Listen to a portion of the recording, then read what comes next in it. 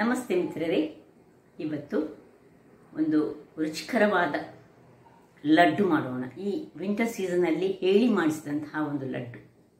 ಅಂದರೆ ಇದು ಖಾಲಿ ವಿಂಟರ್ ಸೀಸನ್ಗೆ ಮಾತ್ರ ಅಲ್ಲ, ಇದು ನಮ್ಮ ತ್ವಚೆಯನ್ನು ಸಹ ಬಹಳ ಹೊಳಪಾಗಿರುತ್ತದಂತೆ, ಆರೋಗ್ಯಭರಿತವಾದದ್ದು ಸಹ ಹೌದು.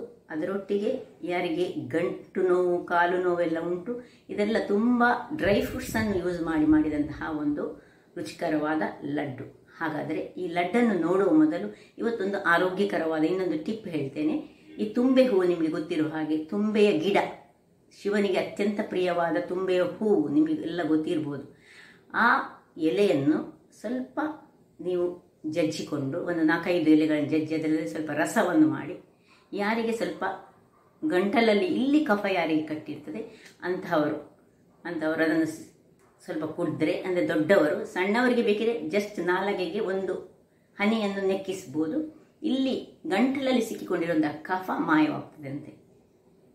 ಇದು ನನ್ನ ಅಜ್ಜಿಯಂದಿರು ನಮಗೆ ಮುಂಚೆ ಮಾಡ್ತಿದ್ದದ್ದು, ನಮ್ಮ ಕರಾವಳಿಗರಿಗೆ ಹೆಚ್ಚಾಗಿದ್ದು ಗೊತ್ತಿರ್ಬೋದು. ಹಾಗಾದರೆ ಇವತ್ತು ರುಚಿಕರವಾದ ಲಡ್ಡನ್ನು ನೋಡುವ ಮೊದಲು ಯಾರೆಲ್ಲ ನನ್ನ ಚಾನಲನ್ನು ನೋಡ್ತಿದ್ದೀರಿ, ಯಾರೆಲ್ಲ ಇನ್ನೂ ಸಬ್ಸ್ಕ್ರೈಬ್ ಮಾಡಿಲ್ಲ, ದಯವಿಟ್ಟು ಸಬ್ಸ್ಕ್ರೈಬ್ ಮಾಡಿ, ಸಪೋರ್ಟ್ ಮಾಡಿ ಅಂತ ಹೇಳುತ್ತಾ ಬನ್ನಿ ಈ ಆರೋಗ್ಯದಾಯಕವಾದ ವಿಂಟರ್ ಸೀಸನ್ನಲ್ಲಿ, ಚಳಿಗಾಲದಲ್ಲಿ ಮಾಡುವಂತಹ ಲಡ್ಡು ಹೇಗೆ ಮಾಡುವುದು ಎಂದು ನೋಡೋಣ.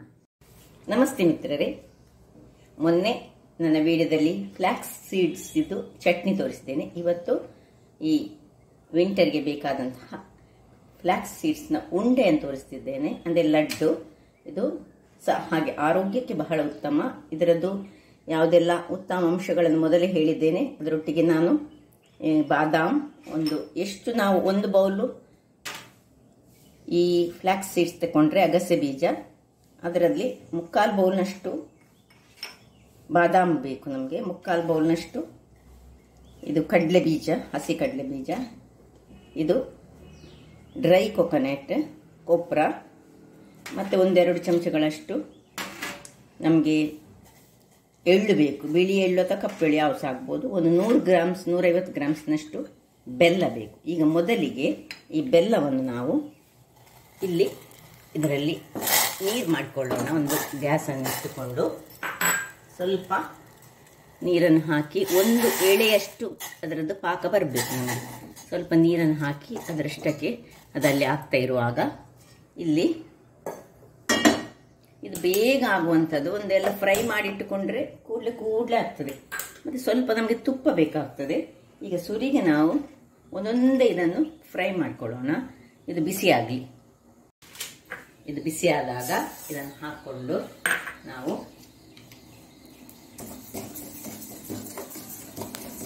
ಒಂದೊಂದಾಗಿ ಸಣ್ಣ ಉರಿಯಲ್ಲಿ ಇದು ಸ್ವಲ್ಪ ಹೆಚ್ಚು ಬೇಕಾಗ್ತದೆ. ಅಗಸೆ ಬೀಜದ್ದೇ ನಾವು ಲಡ್ಡು ಮಾಡೋದ್ರಿಂದಾಗಿ ಇದು 1 ಬೌಲ್ನಷ್ಟಾದರೆ ಉಳಿದದೆಲ್ಲ 3/4. ಬಟ್ ಸೇಸ್ಮೆ ಅಂದರೆ ಎಳ್ಳು ಮಾತ್ರ ನಿಮ್ಗೆ ಎಷ್ಟು ಬೇಕಷ್ಟು 1-2-3 ಚಮಚದಷ್ಟು ಸಾಕು. ಎಲ್ಲವನ್ನು ಹೀಗೆ ನಾನು ಫ್ರೈ ಮಾಡಿಕೊಳ್ತೇನೆ. ಇದು ಸ್ವಲ್ಪ ಪಟಪಟನೆ ಹೇಳುವಾಗ ಇದನ್ನು ನಾವು ತೆಗೆದುಕೊಳ್ಳೋಣ. ನೋಡಿ,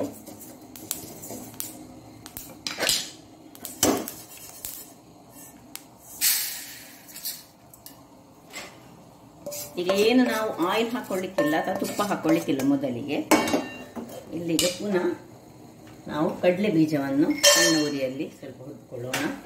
ಸ್ವಲ್ಪ ಒಳ್ಳೆ ಹುರಿ ಬೇಕಾಗ್ತದೆ. ಇದನ್ನು ಹುರಿದು ನಾನು ತೋರಿಸ್ತೇನೆ ನಿಮಗೆ. ವೀಕ್ಷಕರೇ, ಇಲ್ಲಿ ನೋಡಿ, ಇದು ಸಹ ಆಗ್ತಾ ಬಂತು. ಇಲ್ಲಿ ನೋಡಿ, ಇದು ಆಗ್ತಾ ಉಂಟು. ನನಗೆ 1 ಎಳೆಯದ್ದು ಪಾಕ ಬೇಕಿದ್ರಲ್ಲಿ, ಅದಕ್ಕೆ ನಾನು ಇದನ್ನು ಸಣ್ಣದ್ರಲ್ಲಿ ಇಟ್ಟುಕೊಂಡಿದ್ದೇನೆ. ಅದು ಆಗ್ತಾ ಇರಲಿ, ಮತ್ತು ಅದನ್ನು ತಣ್ಣಗೆ ಆಗಲಿಕ್ಕೆ ಸಹ ಬಿಡ್ಲಿಕ್ಕೆ ಉಂಟು. ಈಗ ಇದನ್ನು ಸಹ ನೋಡಿ ಹಾಕೊಳ್ತಿದ್ದೇನೆ. ಇಲ್ಲಿ ಇದಕ್ಕೆ ಶಿಫ್ಟ್ ಮಾಡಿ, ಇದು ತಣ್ಣಗಾದ ಕೂಡಲೇ ಇನ್ನೊಂದು ಅದರದ್ದರ ಬೌಲ್ಗಳಿಗೆ ಶಿಫ್ಟ್ ಮಾಡಿಕೊಳ್ತಿದ್ದೇನೆ. ಇಲ್ಲಿ ಪುನಃ ಬಾದಾಮ್, ಹಾಗೆ ಅದೇ ರೀತಿಯಲ್ಲಿ ಬಾದಾಮ್ ಅಂತ ಒಳ್ಳೆ ಫ್ರೈ ಮಾಡಿಕೊಳ್ಬೇಕು. ವೀಕ್ಷಕರೇ ನೋಡಿ, ಇದು ಸಹ ಫ್ರೈ ಆಯಿತು. ಸ್ವಲ್ಪ ಮೇಲೆ ಕಪ್ಪು ಆಗುವಾಗ ಇದನ್ನು ಕಡಲೆ ಒಟ್ಟಿಗೆ ಮತ್ತೆ ಪೌಡರ್ ಮಾಡ್ಕೊಳ್ಳೋದು ಒಟ್ಟಿಗೆ. ಈಗ ಇದರಲ್ಲಿ ಎಳ್ಳನ್ನು ನಾವು ಹಾಕೋ ಮೊದಲು ಸ್ವಲ್ಪ ಕ್ಲೀನ್ ಮಾಡ್ಕೊಳ್ಳೋಣ.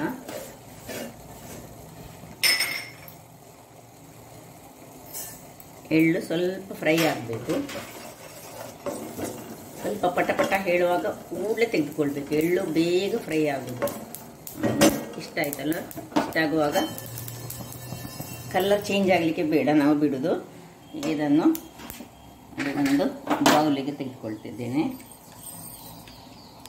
ಇನ್ನು ಕೊನೆಗೆ ಈ ತೆಂಗಿನ ತುರಿಯನ್ನು ಸಹ ಸ್ವಲ್ಪ ಜಸ್ಟ್ ಒಂಚೂರು ಬಿಸಿ ಮಾಡಿಕೊಳ್ಳೋದು. ಇದು ಡ್ರೈ ಇದುವೆ, ಅದರಿಂದಾಗಿ ಸಾಕು. ಅದರ ಬಿಸಿಯಲ್ಲಿ ಇದನ್ನೀಗ ಆಫ್ ಮಾಡ್ಕೊಳ್ತಿದ್ದೇನೆ. ಅದು ಸ್ವಲ್ಪ ಬಿಸಿ ಆಗಲಿ. ಇಲ್ಲಿ ಒಂದು ತಾರ್ ಬಂತ ನೋಡುವ ನಾವಿಲ್ಲಿ. ಇಲ್ಲ, ಬರಲಿಲ್ಲ, ಇದು ಆಗ್ತಾ ಇರಲಿ. ಒಂದು ತಾರ್ ಬೇಕು ನಮಗಿದು, ಅಂದರೆ ಒಂದು ಏಳೆ ಬರ್ತದೆ ಅಲ್ಲ, ಸ್ಟ್ರಿಂಗ್ ಅಂತ ಹೇಳ್ತೇವೆ, ಆಗಲಿ. ಇಲ್ಲೀಗ ನಾವು ಮೊದಲಿಗೆ ಒಂದೊಂದಾಗಿ ಸುರಿಗೆ ಈ ಒಂದು ಬಾದಾಮ್ ಮತ್ತು ಕಡಲೆ ಬೀಜವನ್ನು ಪೌಡರ್ ಮಾಡಿಕೊಳ್ತೇನೆ. ಒಂದು ಇದಕ್ಕೆ ಹಾಕೊಳ್ಳಿ. ಫ್ಲಾಕ್ಸ್ ಸೀಡ್ಸನ್ನು ಮತ್ತೆ ಮಾಡುವ. ಸಿಪ್ಪೆ ಇದ್ದರೆ ಏನು ತೊಂದರೆ ಇಲ್ಲ, ಅದರೊಟ್ಟಿಗೆ ನಾನು ಇದನ್ನು ಗ್ರೈಂಡ್ ಮಾಡಿ ತರ್ತೇನೆ. ವೀಕ್ಷಕರೇ, ಇಲ್ಲಿ ನೋಡಿ, ಇಷ್ಟು ತರಿಯಾಗಿ ಆದರೆ ಸಾಕು, ತುಂಬ ಪೌಡರ್ ಆಗಬೇಕಂತ ಏನಿಲ್ಲ. ಇದನ್ನೀಗ ಇದಕ್ಕೆ ಶಿಫ್ಟ್ ಮಾಡ್ಕೊಳ್ಳೋಣ. ಈಗ ನೀವು ಬೆಲ್ಲದಲ್ಲಿ ಅಲ್ಲದಿದ್ದರೆ ಈ ಖರ್ಜೂರದಲ್ಲಿ ಸಹ ಮಾಡ್ಬೋದು. ಬೆಲ್ಲದ ನೀರು ಮಾಡಬೇಕಂತಿಲ್ಲ, ಖರ್ಜೂರವನ್ನು ಸ್ವಲ್ಪ ತುಪ್ಪದಲ್ಲಿ ಫ್ರೈ ಮಾಡಿಕೊಂಡು ಮಾಡಿದರೆ ಸಹ ಆಗ್ತದೆ. ಈಗ ಇದರಲ್ಲಿ ನಾನು ಈ ಫ್ಲಾಕ್ಸ್ ಸೀಡ್ಸನ್ನು ಇದೇ ಮಿಕ್ಸಿಯಲ್ಲಿ ಸ್ವಲ್ಪ ತರಿಯಾಗಿ ಗ್ರೈಂಡ್ ಮಾಡಿ ತರ್ತೇನೆ. ವೀಕ್ಷಕರೇ ನೋಡಿ, ಫ್ಲಾಕ್ಸ್ ಸೀಡ್ಸ್ ಸಹ ಪೌಡರ್ ಆಗಿ ಬಂತು.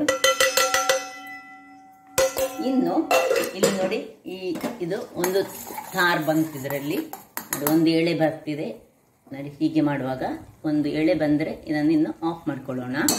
ಸಾಕಿಷ್ಟು ಇದು ತಣ್ಣಗಾಗ್ಲಿಕ್ಕೆ ಬಿಡೋಣ. ಇಲ್ಲಿ ನೋಡಿ, ಇಷ್ಟ ಆಗುವಾಗ ಈ ತೆಂಗಿನ ತುರಿ ನಾವು ಫ್ರೈ ಮಾಡಿ ಇಟ್ಕೊಂಡಿದ್ದೇವಲ್ಲ, ಇದನ್ನು ಫ್ರೈ ಮಾಡದಿದ್ದರೆ ಸ್ವಲ್ಪ ಇದರೊಟ್ಟಿಗೆ ಬೇಕಿದ್ದರೆ ನೀವು ಪೌಡರ್ ಮಾಡಿಕೊಳ್ಬೋದು. ನಾನು ಪೌಡರ್ ಮಾಡ್ತಾ ಇಲ್ಲ, ಪೌಡರ್ ಮಾಡಿ ಸಹ ಹಾಕ್ಕೊಳ್ಬೋದು, ಪೌಡರ್ ಮಾಡದೆ ಹಾಕ್ಬೋದು.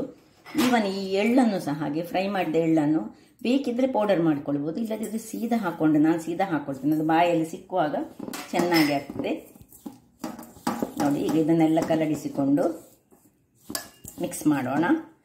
ಇನ್ನು ಈ ಬೆಲ್ಲದ ನೀರನ್ನು ಇದಕ್ಕೆ ಸೇರಿಸುವಾಗ ಮತ್ತೆ ಸ್ವಲ್ಪ ತುಪ್ಪ ಹಾಕೊಳ್ಳಿಕ್ಕುಂಟು ಇದರಲ್ಲಿ ಮೇಲೆ ನೋಡಿ. ಎಷ್ಟು ಬೇಕಷ್ಟನ್ನು ಕಲರಿಸಿಕೊಳ್ಳೋಣ. ಒಂದು ಸ್ಪೂನಲ್ಲಿ ಮಾಡ್ತಾ ಇದ್ದೀನಿ. ಸ್ವಲ್ಪ ಅದು ಸಾಧಾರಣ ಬಿಸಿ ಕಡಿಮೆ ಆದ ಮೇಲೆ ನಾನು ಹಾಕಿದ್ದೇನೆ. ಬಿಸಿಯನ್ನು ಸಹ ಹಾಕ್ಬೋದು, ಏನು ತೊಂದರೆ ಇಲ್ಲ, ನೋಡಿಕೊಂಡು ಹಾಕಿದರೆ ಆಯಿತು. ಇಲ್ಲೀಗ ಒಂದು ಚಮಚದಷ್ಟು ತುಪ್ಪವನ್ನು ಹಾಕೊಳ್ಳೋಣ. ಮಕ್ಕಳಿಗೆ ಸಹ ಒಳ್ಳೆಯದು, ದೊಡ್ಡವರಿಗೆ ಈ ನಮಗೆಲ್ಲ ಪ್ರಾಯ ಆಗುವಾಗ ಕಾಲು ನೋವಿನ ಪ್ರಾಬ್ಲಮ್ ಬರುವಾಗ ಇಂತಹ ಲಡ್ಡುಗಳು ಬಹಳ ಉತ್ತಮ. ಅದರೊಟ್ಟಿಗೆ ಇದು ಸ್ಕಿನ್ನು, ಹೇರು ಎಲ್ಲಕ್ಕೆ ಸಹ ಬಹಳ